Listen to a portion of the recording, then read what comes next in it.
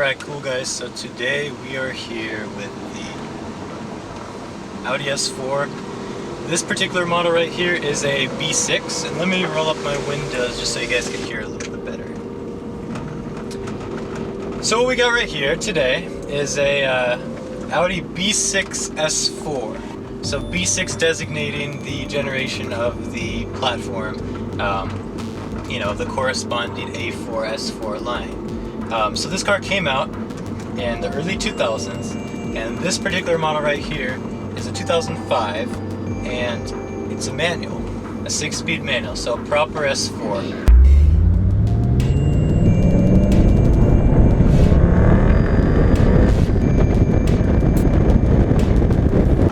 Now, getting in this car right away, it's typical Audi attire. You got, it's a very nice interior, rather simple, not much flair going on. You have the black Recaro seats that come standard in the S4, and other than that, the S4 cosmetically is a very, very restrained car. And what I mean by restrained essentially is it's very low key. It's kind of the epitome of a sleeper in a way. You have BMW with the M3, you have Mercedes with their AMGs, which the older AMGs really were kind of more of a sleeper car, to be completely honest. But the M cars have been kind of veering away from their heritage of, being a if you know car. Now they got the boxy fenders, the badges, the side sills, all that other stuff that to some is pretty cool, but to others who want something a little more low key, that's where the S4 comes in.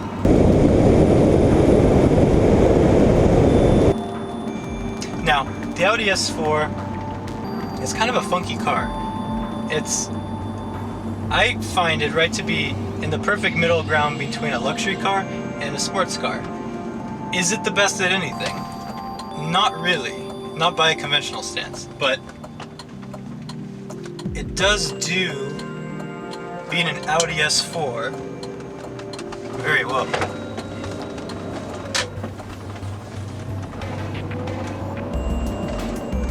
So, one of the things we're going to notice right away is the gearing on this car is incredibly short. First gear gets you up to maybe 15 miles per hour.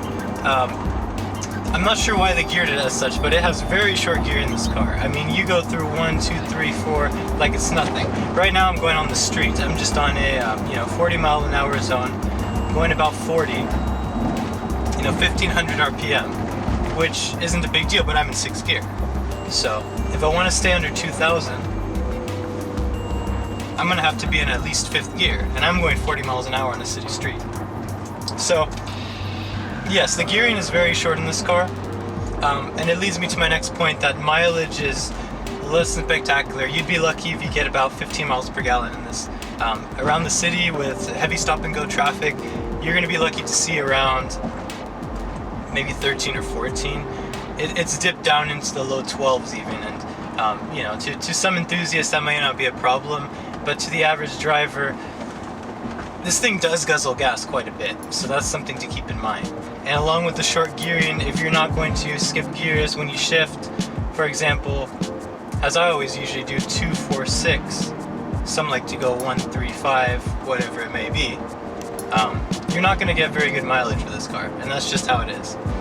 My theory is that the gearing was so short in this S4, on the manual at least, simply because they need to compete with the M3. You see, the M3 was a lighter car of the same generation, the E46, by a significant margin. It made a little less power, and it made a significant amount less torque, but it was still faster.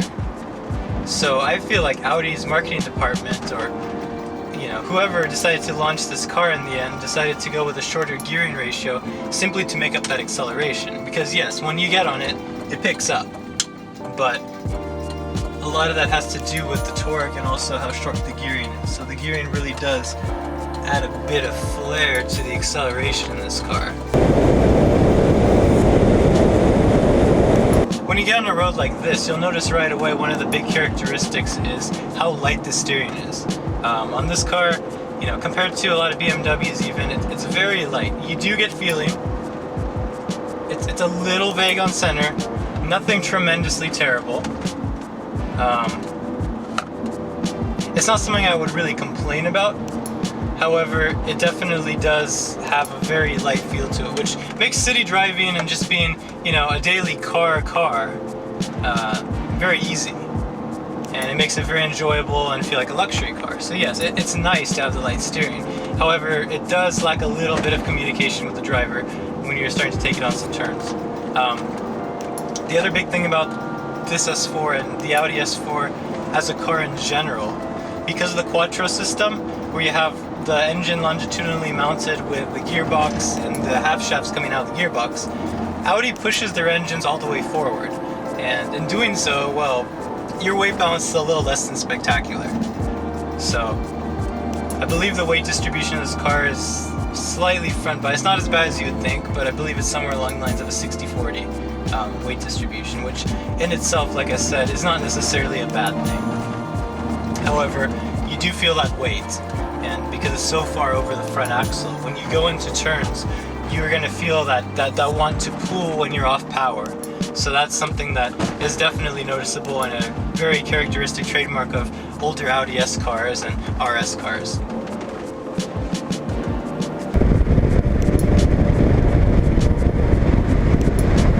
Now, the other thing you're going to want to notice with this car is that it feels bigger. It feels like a heavier, bigger car to a degree, but when you look at the outside of it, the dimensions are actually rather small. Now, you could compare it to a 3 Series, really. If you really think about it, the dimensions are quite similar to a BMW 3 Series. It's not a very big car. It has a very, has a very short overhang. Seems like they blocked the road out here for a second. Anyways, going back to what I was saying. You'd be surprised how short the overhang is on this car. You know, it feels like a rather big car. It feels, you can feel the weight. And it is rather wide, I think, in my opinion. But when you look at the overall dimensions and the length of the car, it's very easy to place on the road. You never have a doubt about where your wheels are, where your corners are. So to that end, it feels very precise. And like I said, despite the weight, it feels like a very small car. And when you park it next to other cars, I constantly find myself parking too far back in the parking space, simply due to the fact that I think there's more of an overhang, and there's not.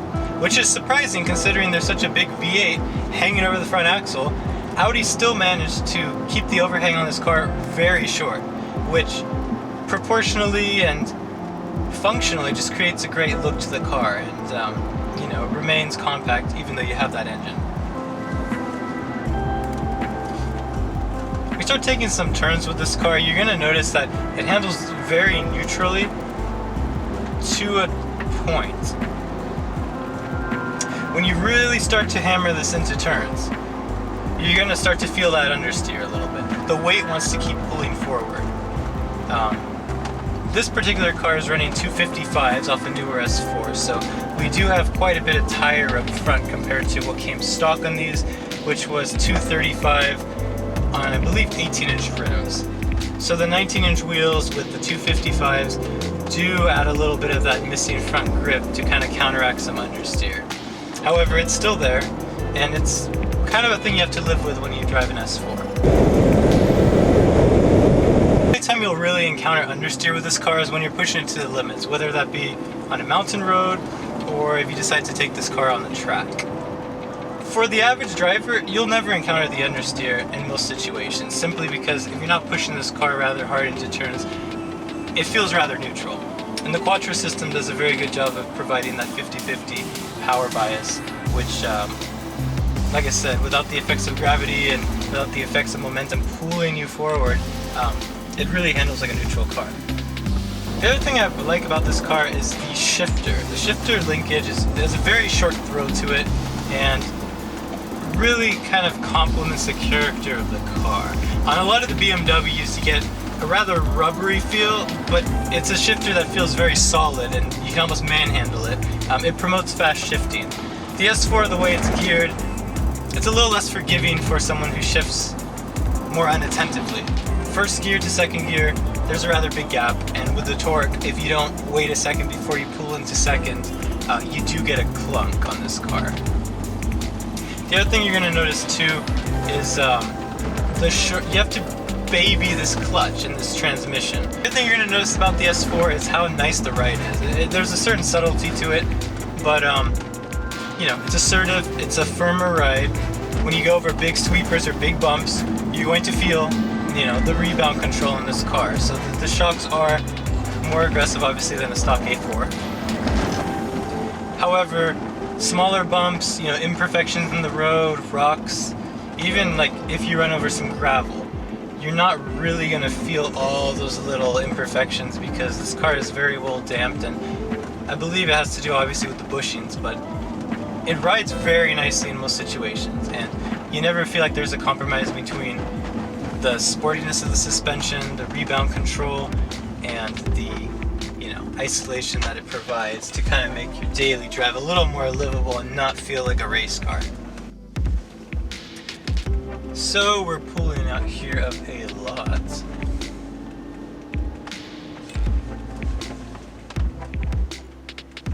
So one thing I want to say right now about is the clutch. So the clutch on this car, it bites very high.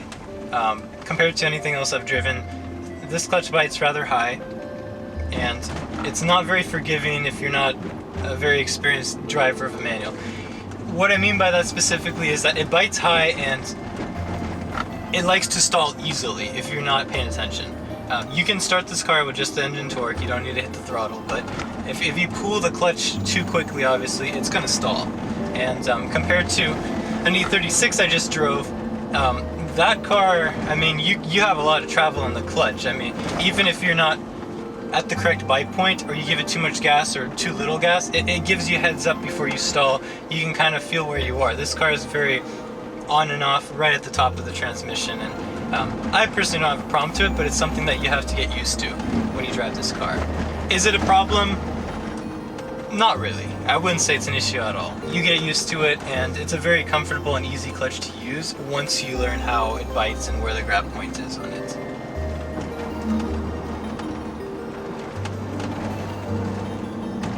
Now this car has the Audi's typical Quattro system. It's a mechanical all-wheel drive system, Quattro, with a Torsen center diff. And essentially what it does is it'll give you 50-50 on this model year. In 2000, I believe it was 2007 or 2006 and a half, on the next generation B7 S4, which in most cases could simply be considered just a facelift of the B6. Had different front and rear ends. And that's pretty much about it. The suspension was a little bit redamped, a little bit tuned differently. The steering wheel was different, but the seats, the side panels, the engine, and the transmission were for the most part the same. However, if you bought a manual transmission like this in 2007 or later, it did come with the 60-40 torque split, or power split. So you'd have 40% the front and 60% the rear, providing more of a rear balance feel on this car, rather than the standard 50-50 that we've become accustomed to. So because this car has a all-wheel drive system, Audi's way of, engineering it too. So because Audi has this Quattro all-wheel drive system, one of the main things that you have to take into account is, okay, it doesn't have a limited slip in the front or the rear. To my understanding, it's simply a mechanical forward and back split, and the car uses the brakes and the ABS system to redirect torque where needed. So essentially, it acts as an electronic limited slip in a way. When you take a turn, let's say in the wet, and power is redirected 50-50, for example, and the rear axle starts to lose grip on one wheel, whether it be the inner or the outer wheel, the brake will instantly brake the wheel that starts to lose grip, and in turn redirect the power to the opposite one. And it'll constantly be a dance between the two wheels to kind of find grip. One of the things I noticed about this car is your rear brakes do seem to wear more quickly than a lot of other cars I've driven. And one of my theories is if you drive hard, because of that, assist function where it basically is acting like a limited slip differential. You do wear your brakes even when you're not on them, so the brakes are engaged more often on this car than others, and that's something to also take into account. The brakes aren't very expensive on this. They're about, I'd say probably around $400 for a set, $400, $500. They're not terribly expensive. However, they do wear rather quick, simply due to the fact that this car has, you know, such a So the other thing that I want to bring up is the brakes on this car. The brakes are very good. They don't bite too high, and they have a pretty decent feel to them. They're not the most precise, but you do have a good feel of where your foot is and how far you are into the pedal. So you don't feel like you're going to be thrown through the glass when you touch the pedal like some Acuras I've driven. And you do kind of remain with that feeling that you know where you are on the pedal. And that's always something very good in a car like this, that you are going to be, you know, choosing how far you want to be on the pedal. And as a driver, that's something you want to have control over. Initial bite is very strong. They don't really fade in normal situations, but if you do heavy mountain driving and you're hitting a lot of turns, you do start to feel a little bit of a fade when they get very hot. But these brakes are very big, and for most driving, you're never going to have a problem with them. They're phenomenal. As for the transmission on this car, like I said earlier, it's very short geared. Most of the time, if you're going about 40 miles an hour, you're going to be cruising in 6th gear on this for economy or other reasons. I'm going 55 right now, and I'm in 6th gear, and I am currently coming to a stop because there's construction. Alright, so another thing is the transmission on this car. Most of the time you're going to be cruising in 6th gear just because the gearing is so short. That is one of the characteristics of this car, that the gearing is incredibly short. So if you're going about 40 miles an hour, you'll likely be sticking with 6th.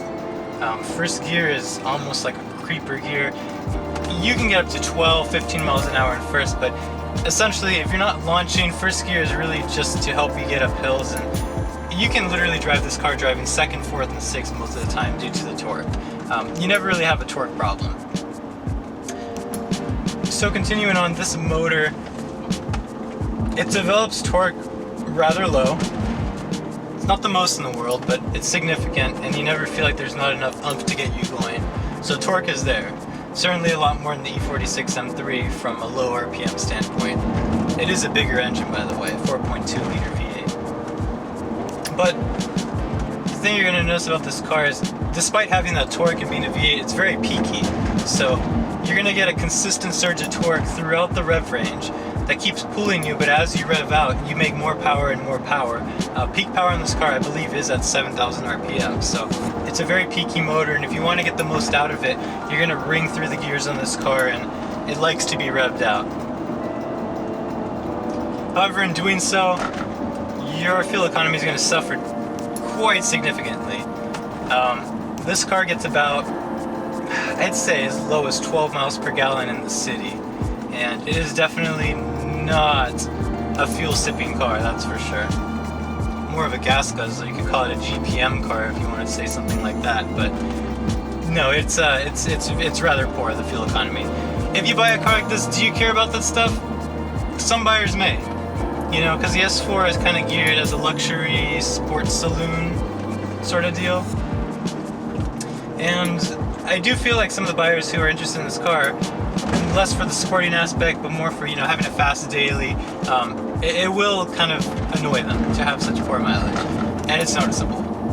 However, if you're an enthusiast and you're looking for a V8 compact luxury sedan, and that's not something that bugs you, then I think this is a good choice, and it's definitely something you can live with.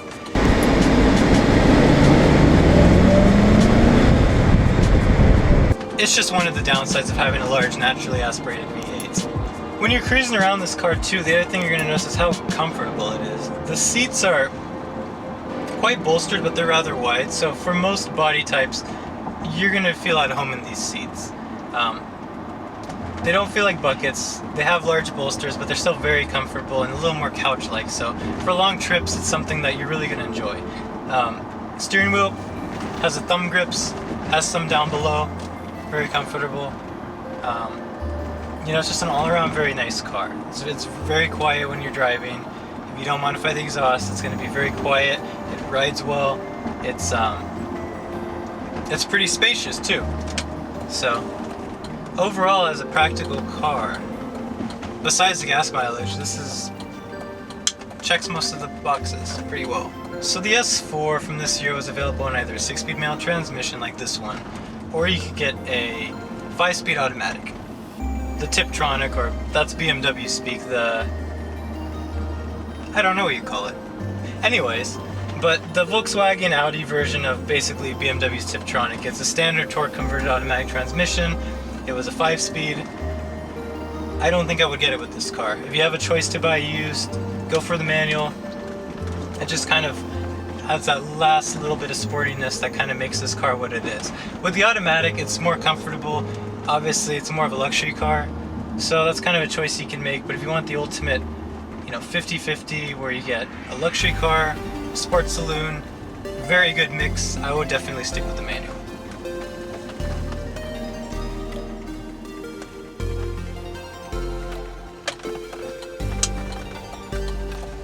And the S4 is one of those cars that's very understated. You know, you have BMW in their M cars.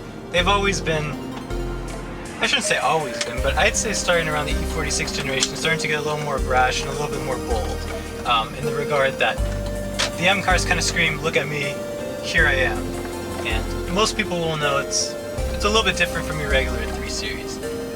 AMG is somewhere in the middle. As of recently, they've been kind of pushing, you know, the design language a little bit more to be more out there, a little more flamboyant.